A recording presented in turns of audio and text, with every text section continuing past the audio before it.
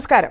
നാളെ ധനമന്ത്രി നിർമ്മല സീതാരാമൻ കേന്ദ്ര ബജറ്റ് അവതരിപ്പിക്കും. പൊതുതെരഞ്ഞെടുപ്പ് മുന്നിൽ നിൽക്കെ സർക്കാർ അവതരിപ്പിക്കുന്ന ഇടക്കാല ബജറ്റിൽ വലിയ പ്രഖ്യാപനങ്ങൾ ഉണ്ടാകുമോ? കഴിഞ്ഞ ബജറ്റിൽ നിരാശരായ പ്രവാസികൾക്ക് ഇത്തവണ പ്രതീക്ഷ വെക്കേണ്ടതുണ്ടോ? പ്രവാസി ശബ്ദം പരിശോധിക്കുന്നു. സ്വാഗതം.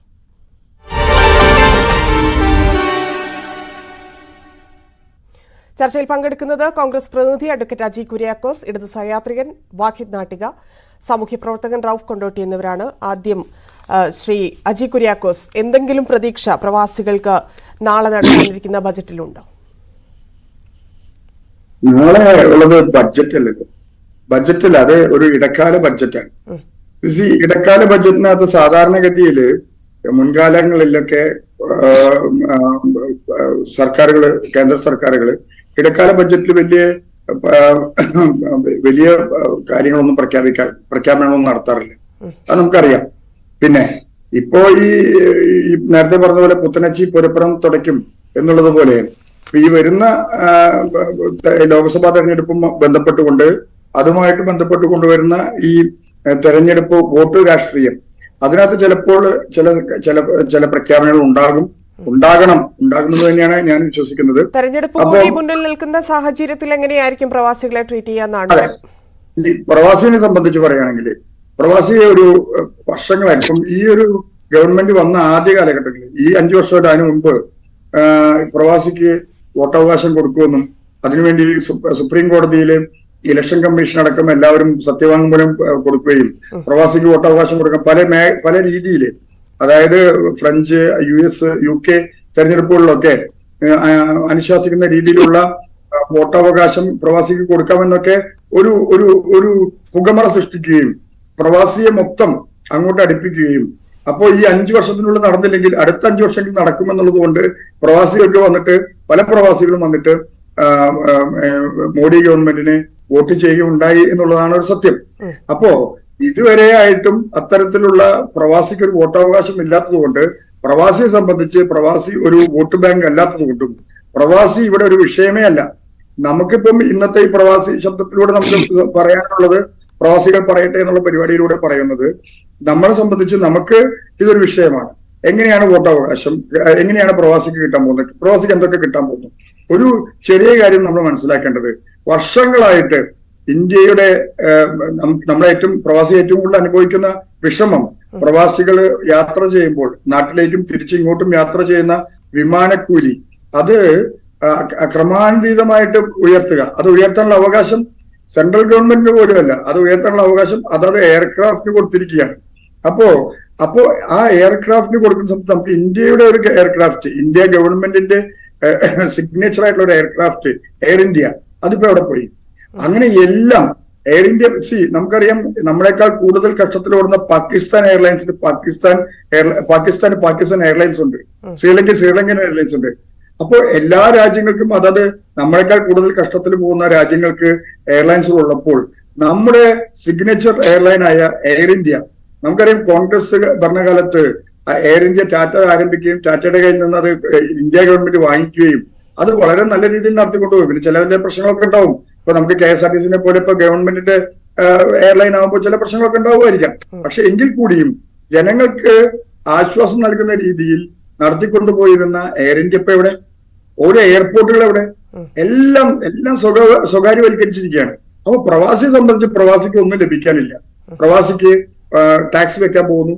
പിന്നെ പ്രവാസിയെ സംബന്ധിച്ച് ഒരു തരത്തിലുള്ള ദയയും ദാക്ഷിണ്യവും കേന്ദ്ര ഗവൺമെന്റിൽ നിന്ന്. ഞാനൊരാളുമായി ചർച്ചയ്ക്ക് പങ്കെടുക്കുമോ എന്ന് ചോദിച്ചത് വോട്ടില്ലാത്ത പ്രവാസിക്ക് എന്ത് ബജറ്റ് എന്നാണ് എന്നോട് ചോദിച്ചത്. ഞാൻ താങ്കളിലേക്ക് വരാം. ശ്രീ വാഹിദ് നാട്ടിക, നാളത്തെ ഇടക്കാല ബജറ്റാണ്.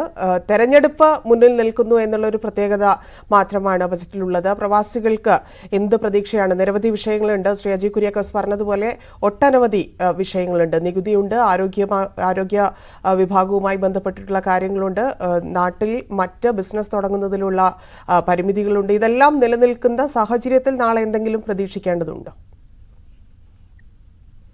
എന്ന് ചോദിച്ചു കഴിഞ്ഞാൽ, കാലാകാലങ്ങളിലുള്ള എല്ലാ ഭരണകൂടത്തിലും പ്രതീക്ഷയോടെ നോക്കുന്നവരാണ് പ്രവാസികൾ എന്നുള്ളത് വസ്തുതയാണ്. ഞങ്ങളെ സംബന്ധിച്ച് ഏത് ബജറ്റ് വരുമ്പോഴും നമ്മൾ പ്രതീക്ഷയോടെ തന്നെയാണ് നോക്കുക. പക്ഷെ ആരും പരിഗണിക്കാറില്ല. പ്രത്യേകിച്ച് കേന്ദ്ര സർക്കാർ ഇങ്ങനെ ഒരു വിഭാഗം മനുഷ്യരുണ്ട് എന്നുള്ളത് പരിഗണനയിൽ പോലും ഇല്ല എന്നുള്ളതാണ്. ഇപ്പോ പണ്ട് എന്തൊക്കെയാണെങ്കിലും നമുക്കൊരു പ്രവാസികാര്യ വകുപ്പ് രൂപീകരിച്ച് അതുപോലും ഇല്ലാതാക്കി പിന്നീട് അത് വിദേശകാര്യ വകുപ്പും ഒക്കെ ആയി മാറി. അങ്ങനെ എന്താ പറയാ, സത്യത്തിൽ ഇതൊരു കൺസിഡർ ചെയ്യപ്പെടേണ്ട സമൂഹമാണെന്നുള്ള ചിന്ത കേന്ദ്രത്തിൽ ഉള്ള സർക്കാരിന് ഇല്ല എന്നുള്ളതാണ്. അത് തുടക്കം തൊട്ട് അവർ തെളിയിച്ചിട്ടുള്ളതാണ്.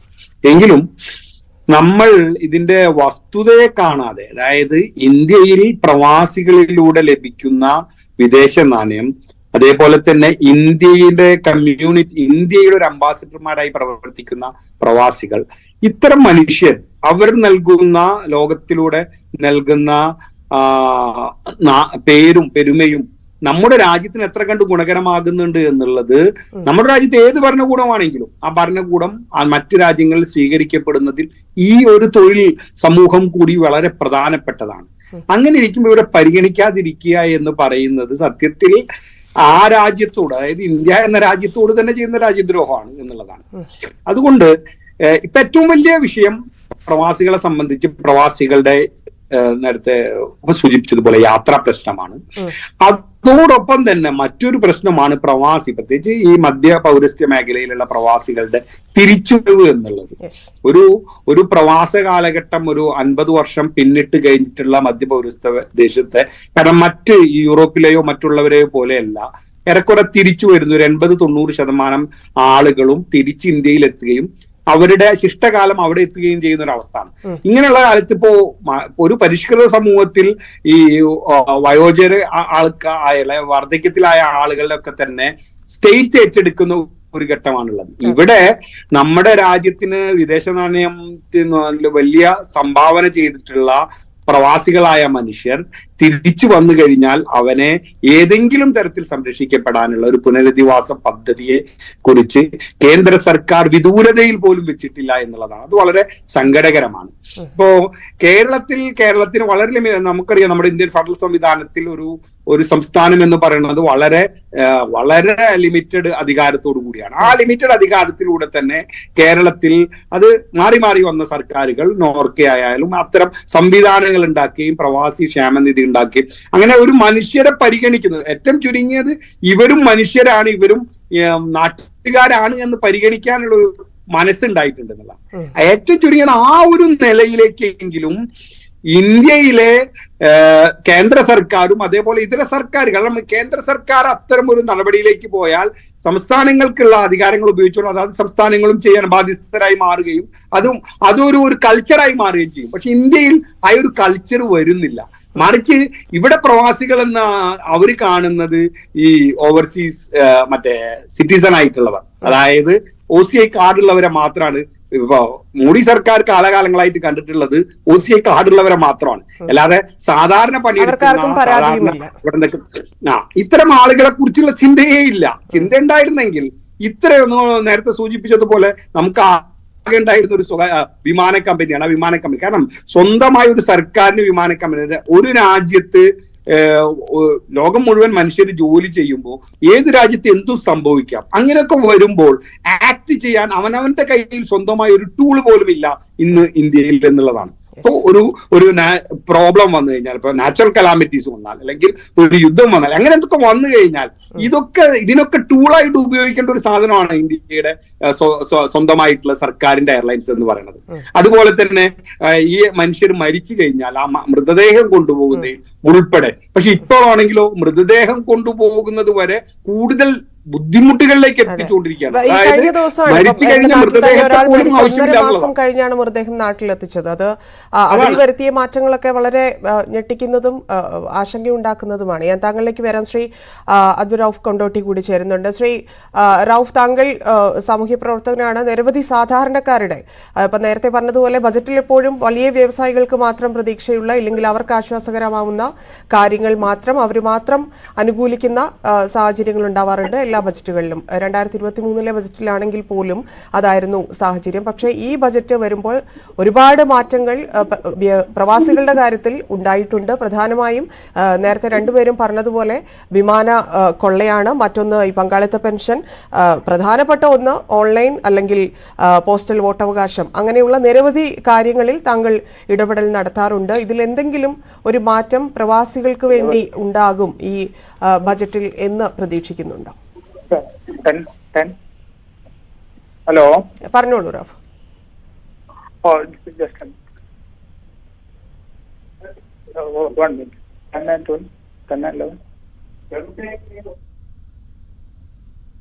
ശ്രീ റാഫ് കേൾക്കാമോ? കേൾക്കാം.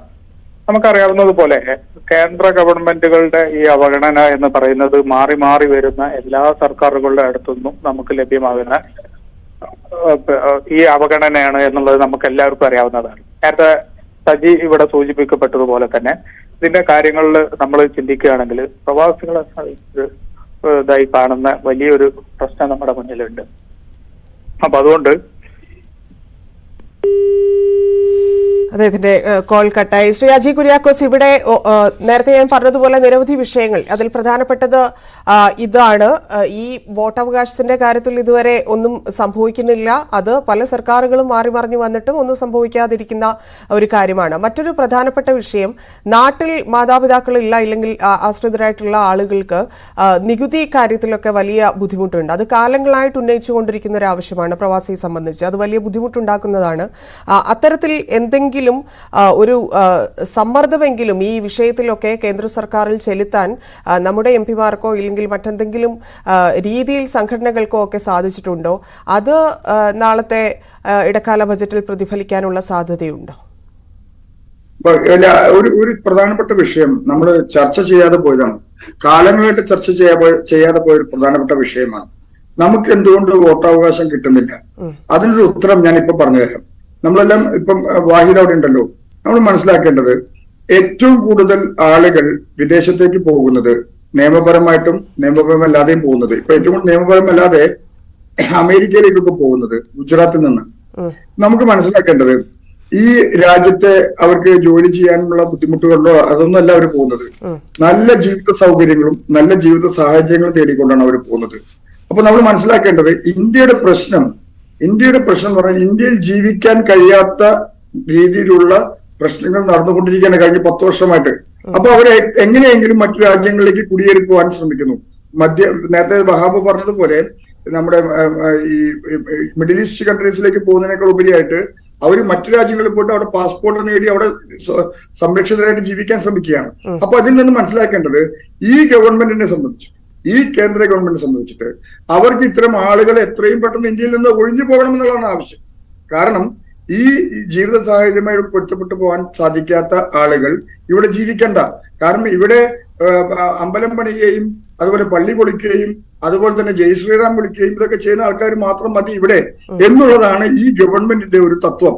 അതല്ലാതെ പ്രവാസികൾ എങ്ങനെയാണോ ജീവിക്കുന്നതെന്നും അവർക്ക് ചിന്തിക്കേണ്ട കാര്യമില്ല.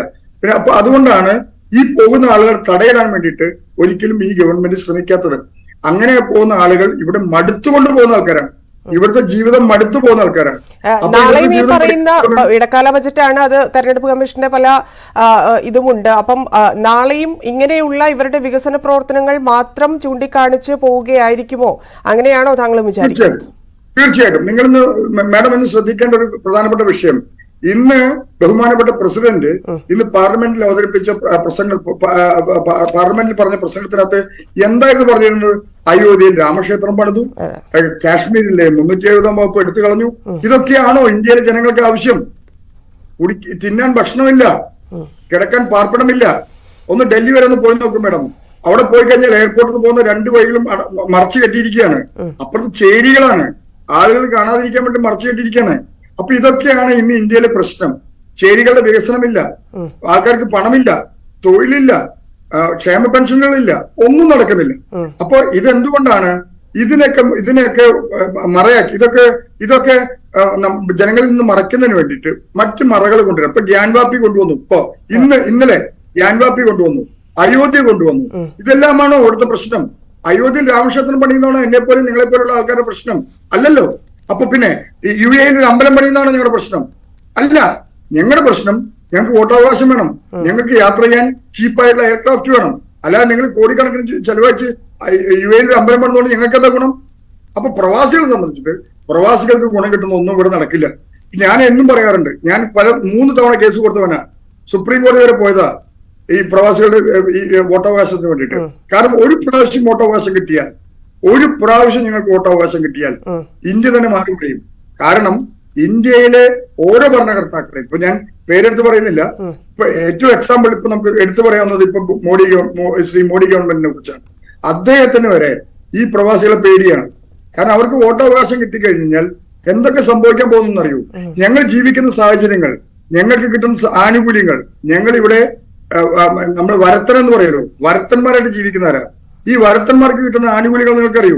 ഇവിടെ ഓരോ വ്യക്തിക്കും കിട്ടുന്ന ആനുകൂല്യം, ഞങ്ങൾ ജീവിക്കുന്ന ജീവിത സാഹചര്യങ്ങൾ, ഇവിടുത്തെ റോഡുകൾ, ഇവിടുത്തെ ഓരോ തരത്തിലുള്ള ജീവിത സാഹചര്യങ്ങൾ നമുക്ക് കിട്ടുന്നുണ്ട്.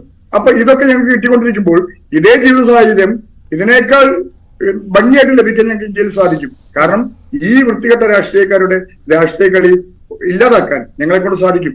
അത് പേടിച്ചിട്ടാണ് എല്ലാവരും, ഇപ്പൊ ഞാനൊരു കോൺഗ്രസ് പ്രതിനിധി ആണെങ്കിൽ കൂടി ഞാൻ പറയുന്നു, എല്ലാവരും പ്രവാസികളെ അടിച്ചമർത്തേണ്ട പ്രധാനപ്പെട്ട വിഷയം ഇതാണ്. ഞങ്ങൾക്ക് ഒരു വോട്ടവകാശം കിട്ടിയാൽ ഞങ്ങൾ നാളെ വന്ന് പറയും, ഇങ്ങനെ വേണം, പാലം എങ്ങനെ പണിയണം, ഓവർബ്രിഡ്ജ് എങ്ങനെ പണിയണം, ഫ്ലൈ ഓവർ എങ്ങനെ പണിയണം എന്ന് ഞങ്ങൾ പറയും. ഞങ്ങൾക്കറിയാം ഞങ്ങൾ ജീവിക്കുന്ന രാജ്യങ്ങളിൽ എന്തൊക്കെ നടക്കുന്നു ഞങ്ങൾക്കറിയാം. ഞങ്ങൾക്ക് നാളെ 1-ാം തീയതിയാണ്, ഇവിടെ പെട്രോളിന് വില കൂടാൻ പോകുന്നു. ഞങ്ങൾക്ക് ഇൻഫർമേഷൻ തരാൻ പോവാണ്. എന്താ രാജ്യത്ത് നടക്കുന്നത് ഞങ്ങൾ അറിയുന്നില്ല. നേരം അത് മാത്രമാവുമോ? ഇപ്പൊ ശ്രീ അജയ് കുര്യാക്കോസ് പറഞ്ഞതുപോലെയുള്ള വിഷയങ്ങൾ മാത്രമാവുമോ ഈ വോട്ടവകാശത്തിന്റെ കാര്യത്തിൽ ഇപ്പോഴും ഒരു അനങ്ങാത്ത രീതി തുടരുന്നത്?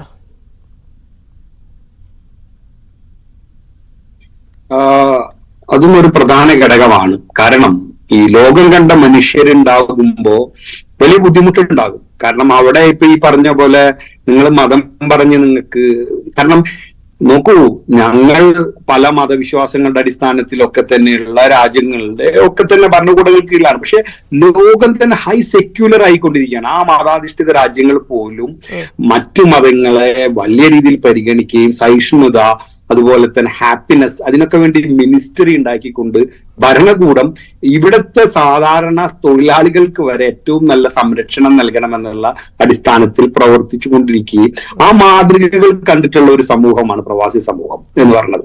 ലോകത്തുള്ള മുഴുവൻ പ്രവാസികൾ അങ്ങനെ തന്നെയാണ് കേട്ടോ. അതിപ്പോ യൂറോപ്പിലുള്ളവരാകട്ടെ, അമേരിക്കയിലുള്ളവരാകട്ടെ, അവരൊക്കെ തന്നെ കൂടുതൽ ഏറ്റവും പുരോഗമനപരമായ ഒരു ലോകത്തെ കണ്ടിരിക്കണം. അപ്പൊ ഞാനൊരിക്കൽ നമ്മളിങ്ങനെ നടന്നു പോകുമ്പോ, നമ്മളിങ്ങനെ ഒരു സുഹൃത്തായിട്ട് ഇങ്ങനെ നടന്നു പോകുമ്പോ ഇങ്ങനെ പറഞ്ഞു, ഇങ്ങനെ ഈ റോഡ് ഈ കാര്യങ്ങളൊക്കെ നമ്മുടെ നാട്ടിൽ എന്ന് വരും എന്നിങ്ങനെ സിഗ്നലിൽ നിൽക്കുമ്പോൾ ലോകം കണ്ടത് വേണ്ട, ജയ് ശ്രീറാം വിളിക്കുന്നവരെ മതി എന്നുള്ള തീരുമാനത്തിൽ ഇന്ത്യയിൽ പ്രത്യേകിച്ചൊന്നും സംഭവിക്കാൻ പോകുന്നില്ല.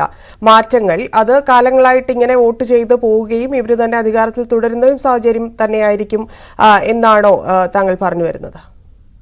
ഇല്ല, അപ്പൊ ഞാൻ പറയുന്നത് ഇതാണ്. അപ്പൊ അന്ന് ഞങ്ങൾ ഇങ്ങനെ പറഞ്ഞപ്പോ ആ സുഹൃത്ത് എന്നോട് പറഞ്ഞത്, എന്തായാലും ഇതൊന്നും നമ്മുടെ നാട്ടിൽ വരുത്താൻ കഴിയില്ല. അപ്പൊ നമുക്ക് ചെയ്യാവുന്ന ഒരു വഴി എന്ന് പറഞ്ഞാൽ ഇതിനെ നമ്മുടെ നാടാക്കുക എന്നുള്ളതാണ്.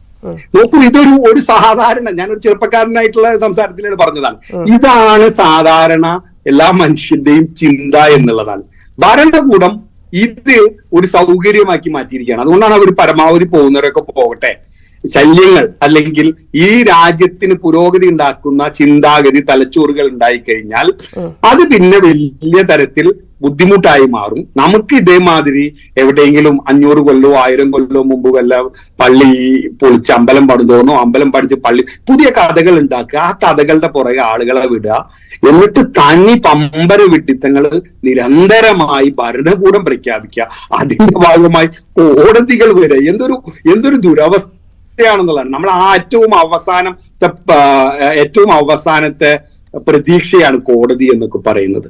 ആ കോടതികൾ വരെ ഇങ്ങനെ ആകും, വല്ലാത്ത വേദനയാണ്. അതിപ്പോ ബാബരി മസ്ജിദ് വിധിയിലാണെങ്കിൽ, ഇപ്പോ ഏറ്റവും അവസാനം ഇപ്പോ ഇന്നലെ വന്ന ഒരു ജില്ലാ കോടതി വിധിയാണെങ്കിൽ, ഇതൊക്കെ തന്നെ തീർച്ചയായിട്ടും ഇന്ത്യയിൽ ഈ പോകുന്ന രീതിയിലുള്ള ഒരു ഭരണകൂടവും ഭരണരീതിയും തുടരുകയാണെങ്കിൽ ശുഭകരമല്ല എന്നുള്ളതാണ്. ഇത് അവിടെ ജീവിക്കണം. എത്ര കാലം നിങ്ങൾക്ക് ഇത് പറഞ്ഞ് നടക്കാൻ പറ്റും? ഇത് മനുഷ്യൻ തിരികെ അവസാനം ഇതൊന്നും നാട്ടിലേക്ക് വിറ്റ് കഴിഞ്ഞാൽ എത്തണമെന്ന് ഭക്ഷണം കിട്ടില്ലല്ലോ. ആഗ്രഹിക്കുന്നവരെ പോലും അകറ്റുന്ന രീതിയാണ് തുടരുന്നത് ഇല്ലെങ്കിൽ നടക്കുന്നത് എന്നുള്ള അഭിപ്രായമാണോ താങ്കൾക്ക്?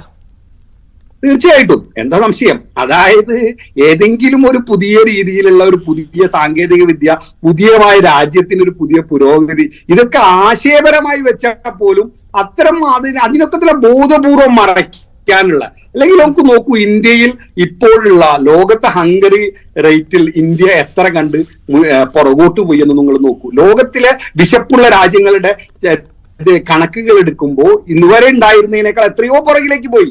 എല്ലാ നിലയിലും ഇന്ത്യയുടെ ഈ പൊതു സാമൂഹ്യ ജീവിതത്തിൽ പുരോഗതി വളരെ രീതിയിൽ പുറകോട്ട് പോയിരിക്കുകയാണ്. അങ്ങനെയുള്ള ഒരു സമൂഹത്തിന്റെ മുമ്പിലാണ് നിങ്ങൾ നിരന്തരം അമ്പലത്തിന്റെയും പള്ളിയുടെയും കഥകൾ പറഞ്ഞുകൊണ്ട് ജീവിക്കുന്നത്. അതുകൊണ്ട് പ്രവാസി സമൂഹത്തിനെ സംബന്ധിച്ച്, പ്രവാസി സമൂഹം ഇന്ത്യയിലുള്ള മൊത്തം സമൂഹത്തെ സംബന്ധിച്ച് ശുഭകരമല്ല. അവർക്ക് തുടർന്ന് ജീവിക്കണമെങ്കിൽ ഒരു ബദൽ ഉണ്ടാവുക എന്നുള്ളത് തന്നെയാണ്. വികസനത്തിന്റെ പാതയിലാണെന്നാണ് എണ്ണി പറയുകയുണ്ടായി ഇവിടെ വന്നിട്ടുള്ള മാറ്റങ്ങൾ കൊണ്ടുവന്നിട്ടുള്ള വികസനം. നേരത്തെ അജി പറഞ്ഞല്ലോ, വികസനം അവര് പറഞ്ഞ വികസനം രാമക്ഷേത്രം പടുത്തു എന്നുള്ളതാണ്. അവര് കാശ്മീരിന്റെ പ്രത്യേക പദവി എടുത്തു കളഞ്ഞു എന്നുള്ളതാണ്. ഇതാണല്ലോ വികസനം. എന്താണ് സത്യത്തിൽ എന്നുള്ളതും ആ പ്രദേശത്ത് ആ മനുഷ്യർ അനുഭവിക്കുന്ന അവസ്ഥയും. ഇപ്പൊ നിങ്ങൾ അയോധ്യയിൽ എന്ന് അന്വേഷിച്ചു കഴിഞ്ഞാൽ അവിടെ മനുഷ്യർ അനുഭവിക്കുന്ന ഇതുമായി ബന്ധപ്പെട്ടുണ്ടായിട്ടുള്ള ഈ വികസനം എന്ന പേരിൽ നടന്നിട്ടുള്ളത് കൊണ്ട് വല്ലാത്ത രീതിയിൽ കഷ്ടപ്പെടുന്ന മനുഷ്യരുടെ ഒരു കഥയുണ്ട്. അത് കൃത്യമായി ഇന്ത്യയിലെ മാധ്യമങ്ങൾ പോലും പുറത്തു കൊണ്ടുവന്നിട്ടില്ല എന്നുള്ളതാണ്. കാരണം അവരുടെ ജീവിതം വെച്ചിട്ടാണ് ഇതൊക്കെ ചെയ്തിട്ടുള്ളത്. ഇത് തന്നെയാണ് എല്ലാ കഥകൾ, എല്ലാ സംഭവത്തിലും നടക്കുന്നത്. അതുകൊണ്ട് ഇന്ത്യയിൽ അതൊരു ശുഭകരമാകുന്ന ഒരു ഇതല്ല എന്തായാലും. പക്ഷെ ഞാൻ പ്രതീക്ഷിക്കുന്നു ഇന്ത്യക്കൊരു എന്ത് പറഞ്ഞാലും ഒരു മതേതരത്വത്തിന്റെ അല്ലെങ്കിൽ ജനാധിപത്യത്തിന്റെ ഒരു ആന്തരികത ഉണ്ട് എന്ന് വിശ്വസിക്കുന്ന ഒരാളാണ് ഞാൻ. അതുകൊണ്ട് തന്നെ എന്തെല്ലാം ആണെങ്കിലും ഇന്ത്യ നിലനിൽക്കുമെന്നും ഇന്ത്യയിൽ ഒരു നല്ല രീതിയിലുള്ള ജനങ്ങൾ മാറ്റത്തിന് വേണ്ടി ആഗ്രഹിക്കുമെന്നും പ്രതീക്ഷിക്കുന്നു.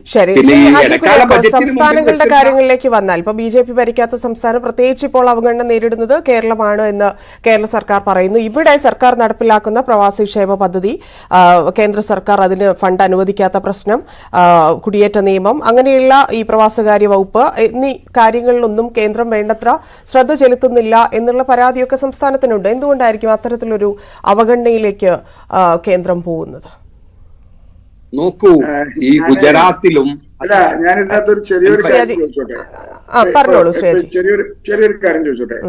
ഇന്ത്യയിൽ നിന്ന് എത്ര ആളുകൾ പ്രവാസ ജീവിതം നയിച്ച് മറ്റു രാജ്യങ്ങളിൽ താമസിക്കുന്നുണ്ട് എന്നുള്ളതിന്റെ കണക്ക് ഇന്ത്യൻ വിദേശകാര്യ വകുപ്പിന്റെ കയ്യിലുണ്ടോ? കൃത്യമായിട്ടുണ്ടാവില്ല. ഇല്ല, വളരെ ഖേദകരമാണ്. ഇല്ല, അത്തരം ഒരു തരത്തിലുള്ള കണക്കും അവരുടെ കയ്യിലില്ല. പിന്നെ എങ്ങനെയാണ് ഇവരെ പ്രവാസികൾ എന്ന് പറഞ്ഞ ഒരു ഗണത്തെ ഉണ്ടാക്കിയെടുക്കുന്നത്? നമുക്കറിയാം, ഇന്ത്യൻ കോൺസ്റ്റിറ്റ്യൂഷനിൽ പറയുന്നുണ്ട്, ഒരു പ്രത്യേക വിഭാഗം, ഒരു പ്രത്യേക സമൂഹം അവർ പ്രത്യേക സ്ഥലത്ത് ജീവിക്കുകയും ഇന്ത്യ എന്ന് പറഞ്ഞ രാജ്യത്തിനോട് ആഭിമുഖ്യം കാണിച്ചുകൊണ്ട് അവർ ജീവിക്കുകയും ചെയ്യുന്ന ആ പ്രത്യേക സമൂഹത്തെ ഒരു പ്രത്യേക സമൂഹമായി കണക്കാക്കിക്കൊണ്ട് അവർക്ക് റിസർവേഷൻ കൊടുക്കണമെന്ന് ഇന്ത്യൻ കോൺസ്റ്റിറ്റ്യൂഷനിൽ പറയുന്നുണ്ട്. ഇവിടെ രസകരം, ഇവിടെ പ്രൈവറ്റ് ഏജൻസികൾ, ഇപ്പൊ സാന്താമോണിക്ക പോലെയുള്ള പ്രൈവറ്റ് സ്ഥാപനങ്ങളൊക്കെ ആഘോഷമാക്കുകയാണ്. അവർ ഇത്ര പേരെ അയച്ചു എന്ന് പറഞ്ഞുകൊണ്ട് വലിയ ആഘോഷം നടത്തുകയാണ്. അത്രയും പോലും കണക്ക് വിവരങ്ങൾ ഇവർക്കുണ്ടോ എന്നുള്ളതാണ് സംശയം.